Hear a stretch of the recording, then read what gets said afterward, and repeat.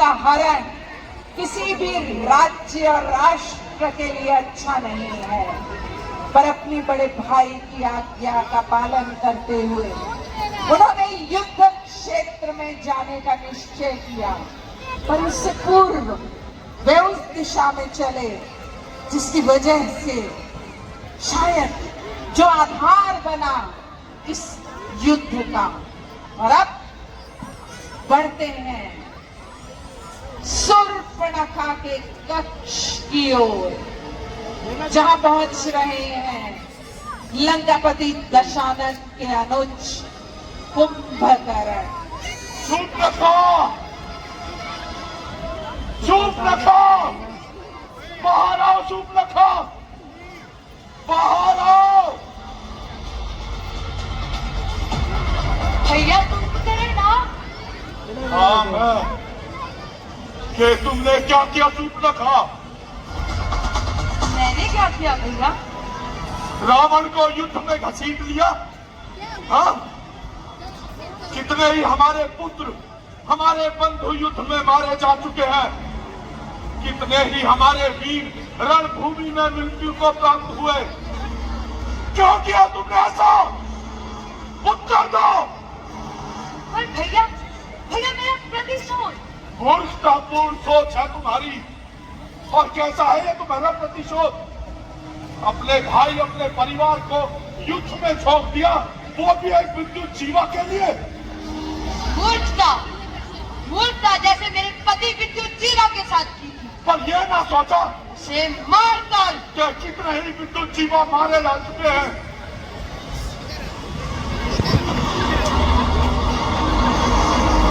भैया, पर मेरे अंदर जो आग जल रही है मैं उसका क्या करूं?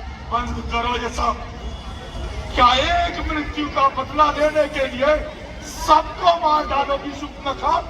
आप मेरे पति विद्युत जीवा का मृत्यु इनकी तुलना के साथ कर रहे हैं।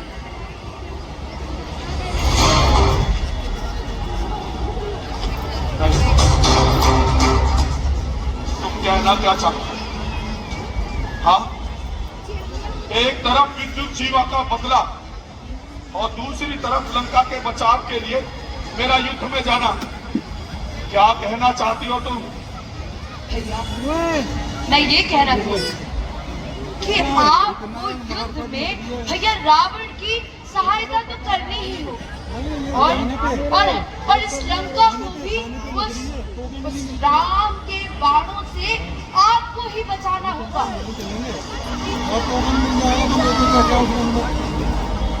हाँ, प्लीज बच्चे को हटा लीजिए। मुझे नहीं बचाना होगा। ठीक है, चलता हूँ शूर्पणखा, चलता हूँ। भैया, आप ये इल्जाम मेरे सर पे क्यों डाल रहे हो? ये गलती मेरी नहीं है, ये रावण की स्त्री लालसा है, जो एक स्त्री लालसा के चलते सीता को उठाकर यहाँ लंका में ले आया। ये आग मैंने नहीं लगाई है, ये आग स्वयं आपके प्यारे भैया महाराजा रावण ने लगाई है। लेकिन इस आग को अग्नि तुमने भी शूर्पणखा। अरे बुद्ध, तूने यह भी ना सोचा कि रावण तुझे कितना प्यार करता है? अरे तुझे बचाने के लिए ही उसने उस विद्युत जीवा को मारा था।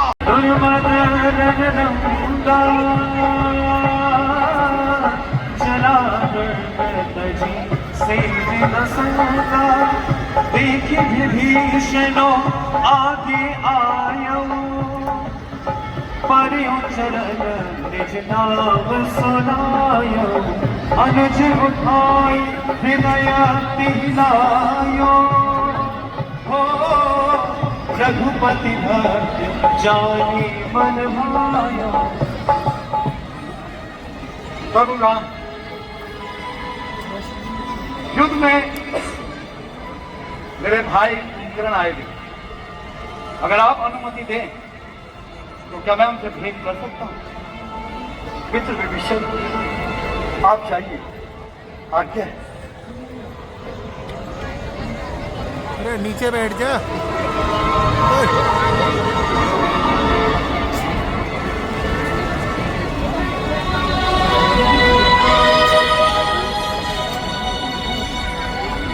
हे महामते,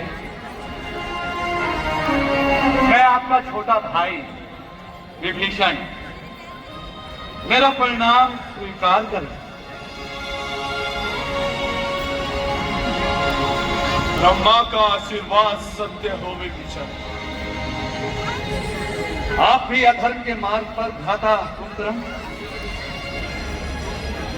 अपने भ्रात धर्म से भटकने का प्रयास मत करो। मैं अपने धर्म पर ही हूं।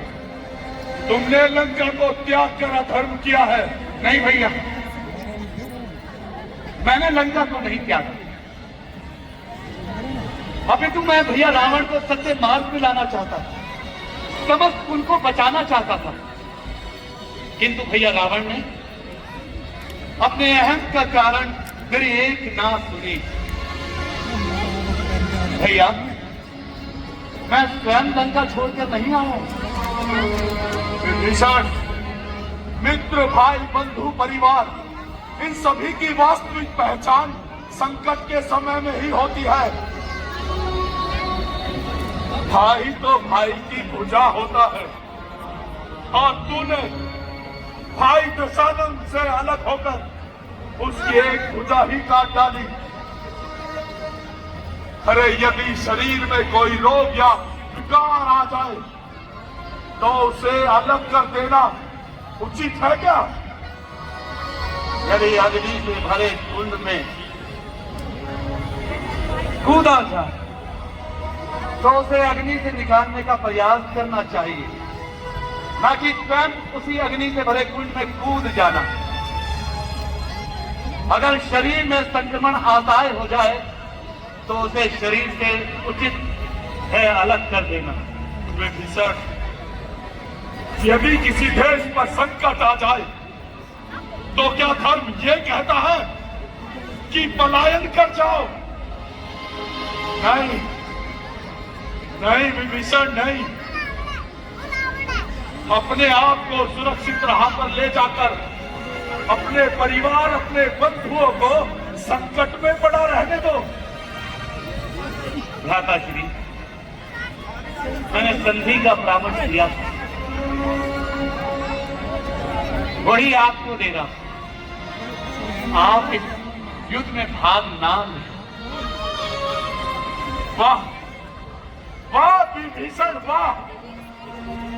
एक भाई लक्ष्मण अपने सारे सुख दुख छोड़कर उस राम के पीछे बनने चला आया, और दूसरा भाई भरत राजपाट का मोह छोड़कर उस राम की सेवा में लग गया। क्या उन दोनों भाइयों से भी कुछ नहीं सीखा विभीषण? प्रभु श्री राम जैसा पुरुषोत्तम भाई भी तो होना चाहिए। भैया वो अधर्म के मार्ग पर, और याद रखिए सदा धर्म की जीत होती है।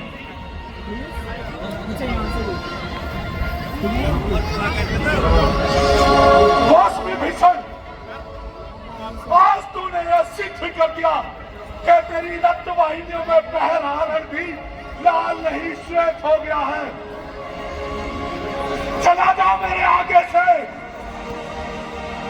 मेरे सर पर काल मंडरा रहा है। कहीं ऐसा ना हो कि एक भाई दूसरे भाई के प्राण ले ले।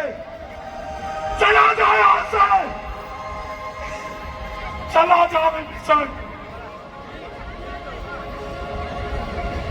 चला जा। और हाँ विभीषण, जो कार्य, जो कृत्य तूने किया है उसके लिए तुझे कदापि सम्मान की दृष्टि से नहीं देखा जाएगा। चला जा, राक्षसों के कल्याण के लिए तू सदैव चिरकाल तक जीवित रहे। परीक्षा में चला जा, मेरे बेटे बतवाने हो गए हैं। चला जा, चला जा।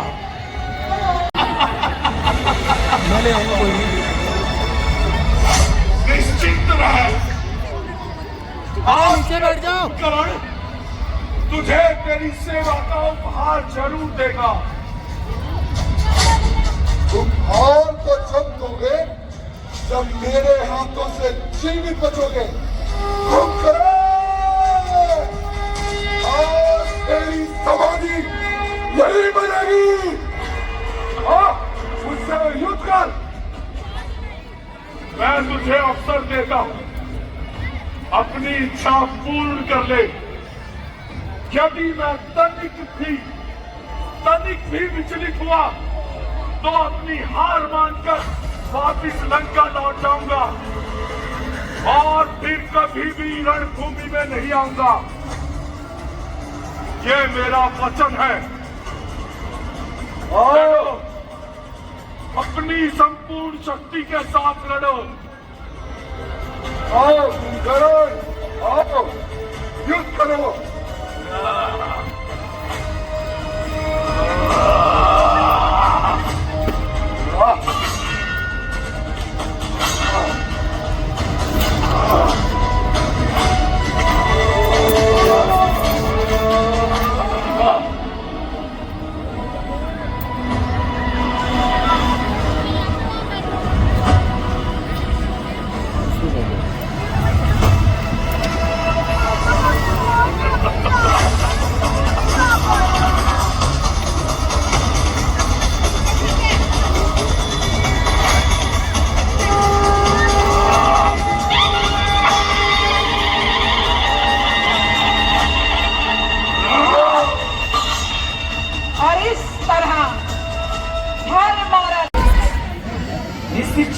भव मना कर ताहि दीन निज भाव। गिर जाते नर मंदमती छीन भजई श्री राम।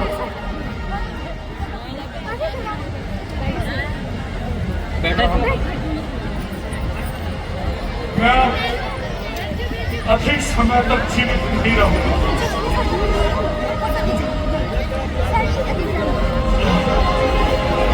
किंतु तुम्हारे बाणों ने मुझे घेर दिया। किंतु जाते जाते एक बात कहना चाहता हूं।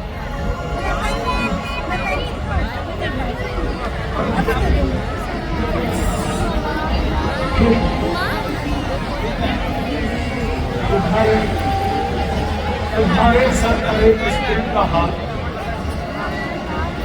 तुम स्त्री की अस्मिता के लिए लड़ रहे हो ना। तुम्हारी जीत निश्चित। तुम्हारी जीत निश्चित।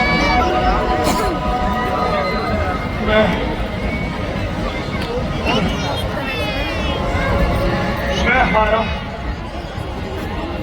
और तुम जीते। और तुम जीते रहो। अब मैं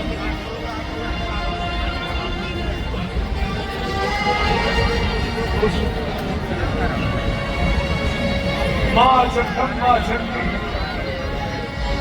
सीता को प्रणाम कर अपनी आहुति देना चाहता हूं। जिस कुंभकर्ण के सामने आज तक इस पृथ्वी पर तीनों लोकों में कोई न टिक पाया, वो तुमसे पराजित हुआ राम।